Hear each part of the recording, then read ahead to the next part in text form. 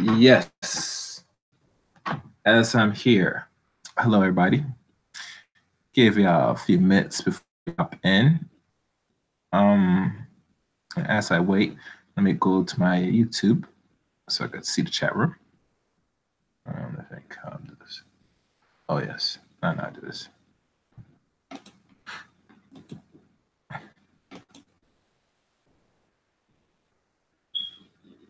Oh, perfect. So I'm gonna integrate.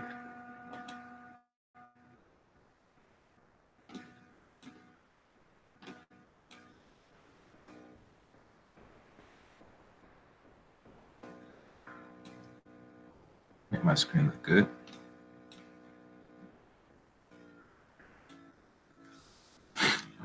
It's gonna be a little look into this. This is somewhat new to me, this information. And normally, like any person, I do like technology. You know, I advise everybody that's either a tech person, geek, or whatever you call it, they should really invest into it. You know, learn as much as you can, either coding, building, or any other things, or hell, read about it. It's you can learn a lot of things in the field of technology. You know, coding, IT, all these things. If anybody can see me, hit me up in the chat. You know what I'm saying? I'll get a chance to look at the chat room.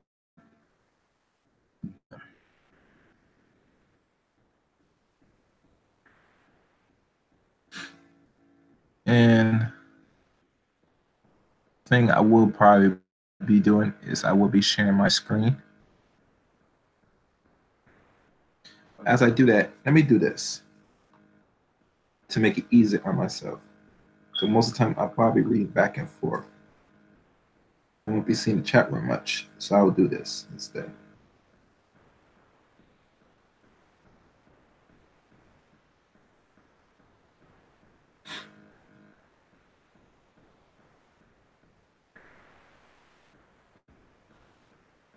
A lot of interesting things going on in the YouTube today.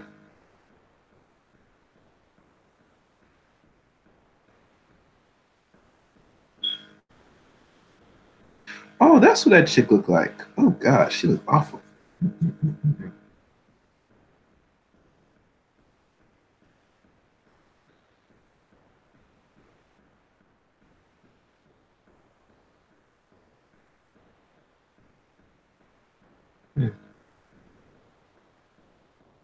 All right, well, let me go into this now because it looks like somebody set something up.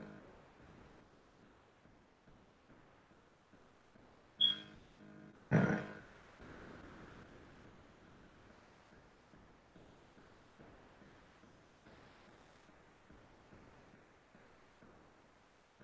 I'll do this.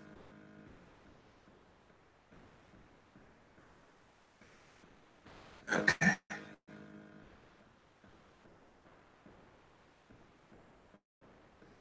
All right.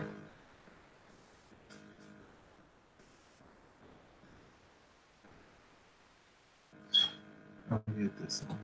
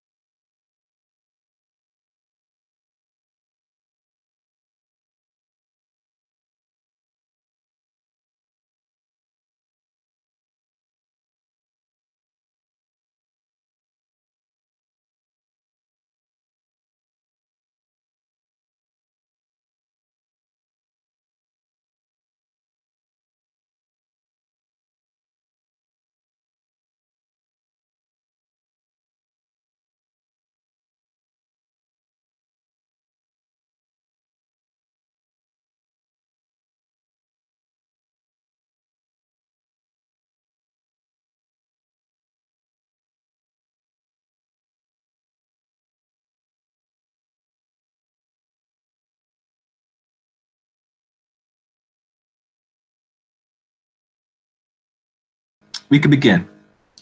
Sorry for the wait. as I start this up, let me go to my screen and I can read it for yourselves. As you know, turns 39 2019, and I find it very interesting that the World Wide Web, or what they call WWW, came around in the end of the 80s. I know that 1993, but the web itself was in its invention or creation stage that came out. It came out as the 80s concluded. And so as y'all know, a lot of things has happened during the 80s. Very interesting things. From the video game crash of 1980 to, you know, crack cocaine and communities to Reagan's reign from 1981 to 1989. A lot of things has happened, but one thing that caught my attention when this popped up through Google, I found that the World Wide Web just came into existence, which now, after, you know, when it first came out, I think the guy's name is Tim Berners-Lee, a British computer programmer, but also it's also known that World Wide Web, the internet will not even come in existence. So there was always the World Wide Web first, then, you know, the internet. But we take a step back further. Mark Dean helped create the personal computer back in the 70s. And throughout his creation, it ushers in from Microsoft to Apple. And then later we have here the World Wide Web, which all play key roles in the advancements of what we call uncivilization, or what they want to label civilization today. So no further ado, as I let me adjust my device. Okay, let me get my and we will get started. And for those that are watching for the very first time, please give a nice thumbs up, a like, share. And if you're not subscribed to Chaos Reign, I highly advise you do. I have some material out here, and I'm probably gonna have some more down the line. So as I share my screen,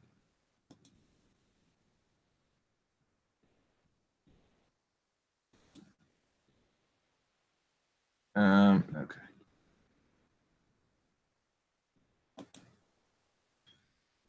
All right.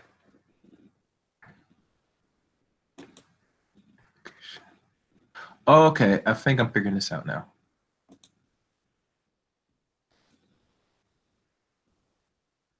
All right. And as y'all can see, let me check. It was showing the other end.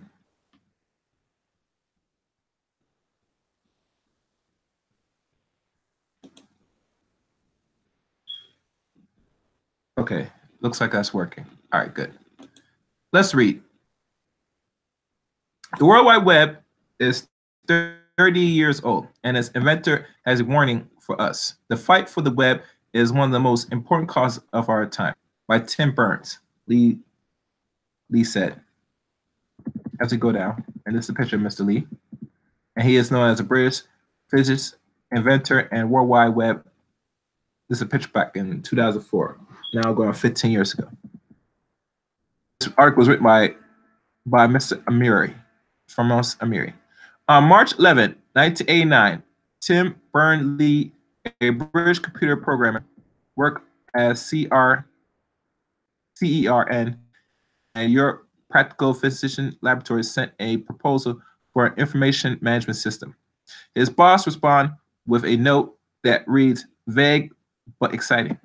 The purpose was the first sketch of what would become the World Wide Web, created the system that functions on the internet today. But at the 30th anniversary of this breakthrough invention, Berners-Lee shared a warning about the source of dysfunction in the web facing and how the fight for the web is one of the most important causes of our time. And mind you, let y'all know this. This was yesterday. Today is the 12th. So when Google popped this up, and this is why I like when Google is behind with times. Usually it's supposed to be more of a faster engine to really pick up on certain anniversaries, birth dates, and stuff, especially people that create things. it should catch this automatically, but it didn't. So, when I come across this information, this should have been posted yesterday. Anyway, we're going to continue. But on the 30th anniversary of this breakthrough invention, Berners-Lee shared a warning and source of dysfunction of the web, facing how the fight of the web is one of the most important causes of our time. And in an open letter, which I'll read later, he published Tuesday, he wrote about the consequences of growing division that has inventions his fuel. Of course, with every new feature, every new website, the divide between those who are online and those who are not increase, making it all the more imperative to make the web available for everyone, he wrote in the letter. The web inventor now runs the World Wide Web Consortium W3C, I think it's called Consortium, which aims to help develop various standards of guidelines for the operation of the web. Through his foundation, he launched a campaign called Contract for the Web to establish clear norms, laws, and standards that underpin the web. Now here, there's his Twitter. Berners-Lee made the announcement of his new efforts at the Web Summit Technology Conference in Lisbon, Portugal, last year. The French government and more than 50 companies, including Facebook, Google, have signed a contract which is set to be published in the full in May. Berners-Lee warns added to growing concern about the state of the internet around the world. The powerful companies that now control vast swaths of user attention and the prospect that the open and fair internet that facilitate the growth of these companies is at risk. Last week, Democrat lawmaker announced a new proposal to restore net neutrality laws in an effort to undo the Federal Communications Commission repeal of rules that ensures equal and open access to all websites and service for internet use and content providers. And we all know from net neutrality that was talked about, I believe, was it last year? I think it was the end of 2017 going to 2018. I can't remember. One thing is the cost of things like platforms, Facebook, Google, or other social medias that they want people to start paying. And not only that, but what you paid your provider. If you are a person that's creating content or have websites or any other type of streams, you might have to cost a lot of money to maintain a certain speed for your streams to be adequate like every other service. And that was the purpose of the net neutrality. From what I can remember, and I'm not sure if anybody that will come upstairs will explain this better. As a matter of fact, I might give a call later because sometimes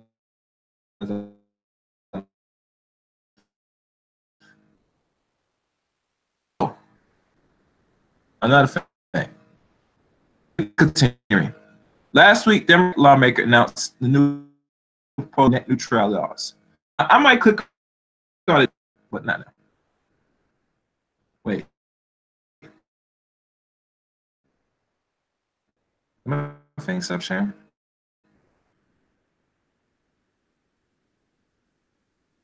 Yeah, I don't know if my thing is still sharing. 1 second, people. Yeah, I need somebody to hit me up to know if it's still sharing. Oh, it's still sharing. Okay. Okay. All right. Let me continue. I don't know what that was.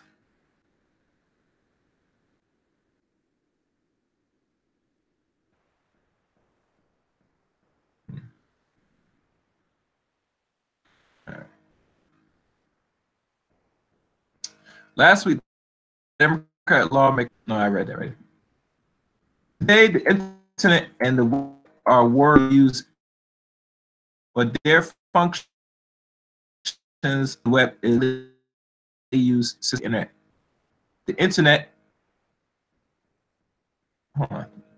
Oh, I forgot somebody. 1 second.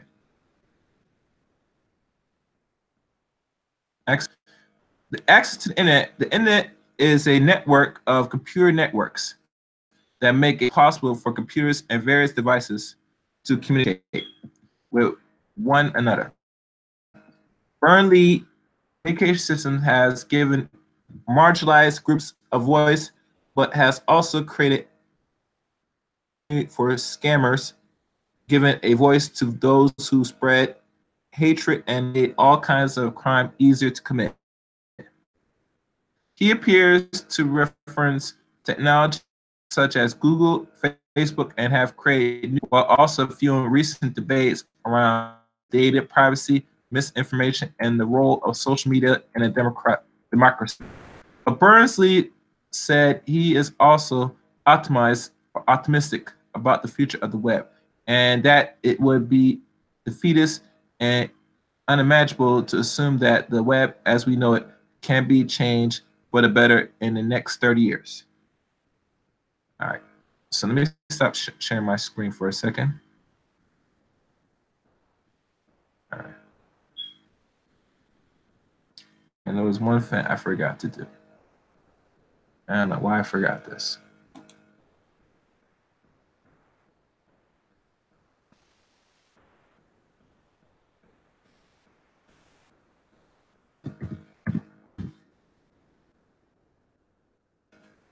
Okay.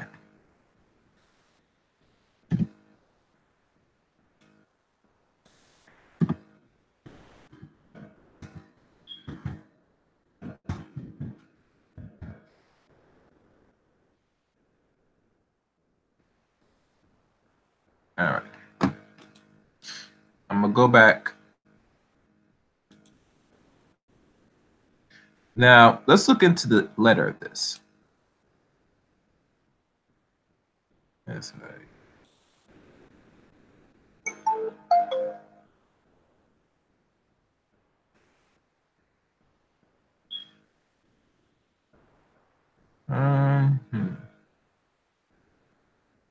Yeah, I'll probably do this. Let me see this how it's shared.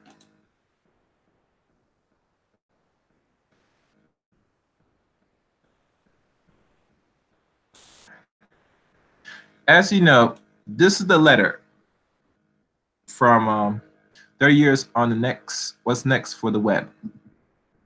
On the World Wide Web 30th birthday, our founder and web inventor, Sir Tim Berners-Lee, reflects on how the web has changed our world and what we must do to build a better web that serves all of humanity. Please share it using the Web 30th with access code for the web. Or pound, actually that's pound, my fault. Today's 30th year of the original proposal for an information management system. Half the world is online. It's a moment to celebrate how far we've come, but also an opportunity to reflect on how far we have yet to go.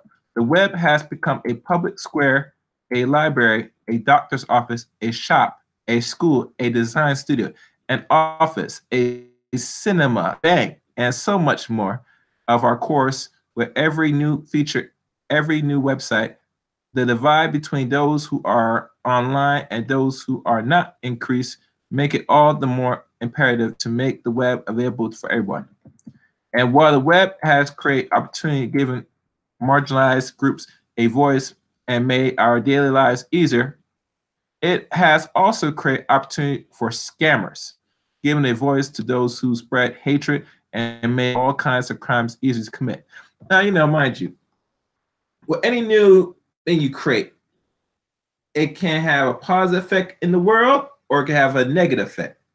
With the World Wide Web, which, you know, ushers in, like, you know, the internet and all these other things, that with people that have the knowledge of how to use systems and how to run a computer system, like code, it opens the doors for many malicious behavior. Some, what we could see, criminal, and could be detrimental to not only the society, but the nation. But let me continue to read. And while the web has created opportunity, okay, I read that. Against the backdrop, the news stories about how the web is misused is understandable that many people feel afraid and unsure if the web is really a force of good. But given how much the web has changed in the past 30 years, it would be defeatist and imaginable to assume that the web, as we know it, be changed for the better in the next 30 years. If we give it up on building a better web now, that the web will not have failed us. We will have failed the web. To tackle any problems, we must clearly outline the problems, or outline and understand it. A broadly seen three sources of dysfunctions affecting today's web: deliberate malicious intent, such as state-sponsored hacking, attacking criminal behavior, and online harassment, which we have a lot today, because a lot of women get online harassed by a lot of these males. A lot of them can't get no woman, much as they can't maintain a female, and they must harass to hope that they get some, or like the word catty, or the kitty. Number two, system designs that create perverse incentives, where users' value is sacrificed, such as ad-based revenue models that commercially rewards clickbait and viral spread of misinformation, i.e. Wikipedia. Nah, I'm just joking. Well, actually, Wikipedia would be one of those sources, but that's not a story. Number three, intent negative consequence of malevolent designs such as outrage and polaris tones of quantity of online discourse. While the first category is impossible to eradicate, which is right, number one, you're right, because, and another thing people must understand, if you look up John Erickson and in his book titled, what's the book title? Can you find his book? Hacking, the Art of Exploitation. This is the second edition. This book came out 11 years ago. And in this book, and if you go type him on YouTube, he talks about the dangers of hacking and how cybersecurity has constantly keep going up, at least maybe more than 30 to 25% a year, or close to 50, because with every new person that knows how to use systems and know how to operate the software and know how to code, it opens the door for people to hack and take your code information.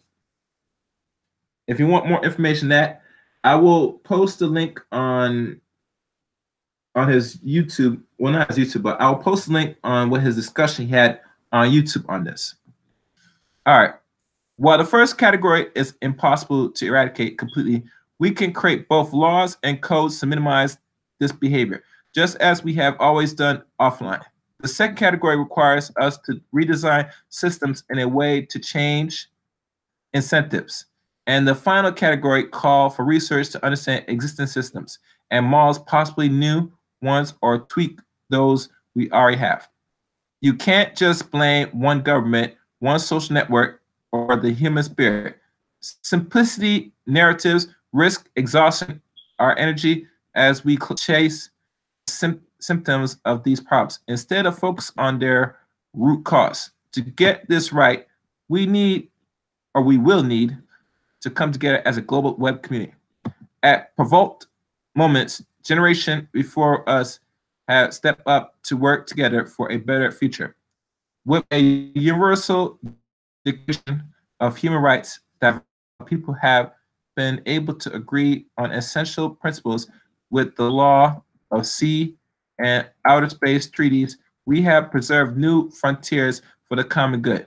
Now, too, as the web reshapes our world, we have a responsibility to make, recognized as a human right and built for the public good.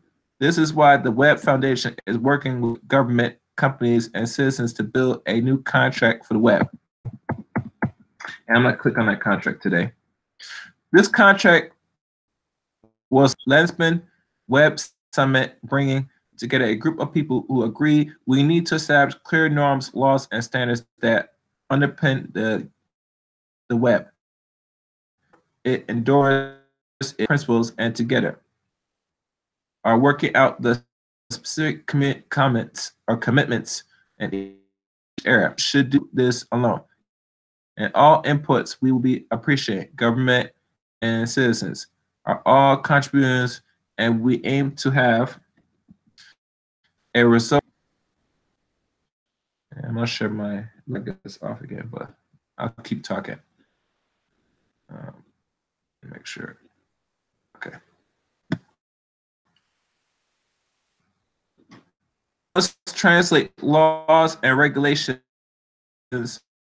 They must ensure market remain competitive, innovative, and open, and they have a responsibility to protect people's rights and freedoms online. We need open companion.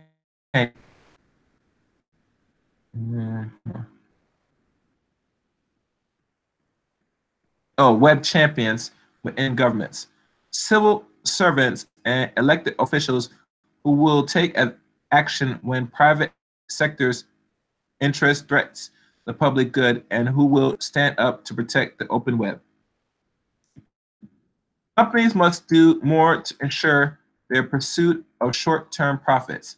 It is not at the expense of human rights, democracy, scientific facts, or public safety platforms and products must be designed with privacy, diversity, security in mind.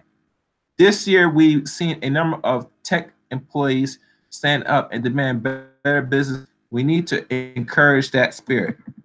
And most important of all, citizens, companies, and governments accountable for the commitments they make and demand that both respect the web as a global community with citizens at the heart. If we don't elect politicians who defend a free and open web, if we don't do our part to foster constructive, healthy conversation online, if we continue to click consent without demanding our data rights, we walk away from our responsibilities to put these issues on the priority agenda of our government. The fight for the web is one of the most important causes of our time. Today, half of the world is online. It is more urgent than ever to ensure the other half are not left behind offline and that everyone contributes to a web that drives quality or equality, opportunity, and creativity. The contract for the web must not be last of quick fix, but a process that signals a shift in how we understand and relationship with our online community.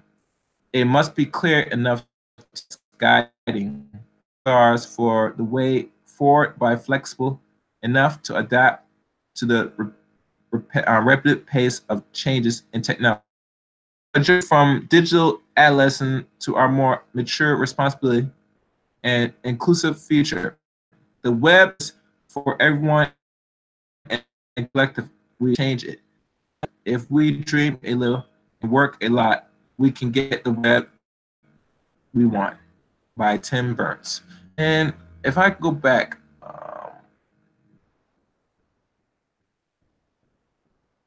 it's funny when they said about the issue with data right and all stuff. This was the biggest issue that was going on last year when Mark Zuckerberg had to go in front of Congress to explain about the data breach. And I think I watched the whole, I guess, debate or that hearing that he had.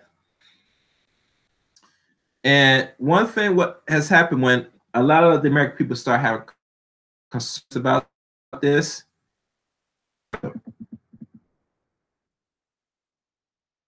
and now to everybody that let everybody know that your data is being used. But that was not an issue 8 years ago. So my question is now that Mr. Tim Burns, the guy that created this, now going 30 years, and said this is the most major concern. What is people going to do? Should be the biggest question. Let me stop sharing. Is the biggest question that they're going to answer for themselves. I think I have confidence how the world is somewhat shaping right now. But like anything, as you can see, this can be problematic. Because as long as we have more innovation and as more people uses the web, because more than half the population on this is using the web, and all you can see is going to continue to grow in time, you're going to see a little bit more restrictions you're gonna see Big Brother come in and try to regulate a lot of things and try to cut out the competition. Now I could be wrong that they're trying to cut out competition, but like anything in business, that's the whole point of having a business. You don't want no competition. And if the web continues is where people have free range of domain and able to create content and compete on a wider scale, it could put a lot of these so-called risk, which is nothing wrong with it because competition is not a bad thing nowadays. And that was the purpose why Tim really designed, because he wanted to create some innovative and competitive for the whole world to use. So many amazing things throughout the web.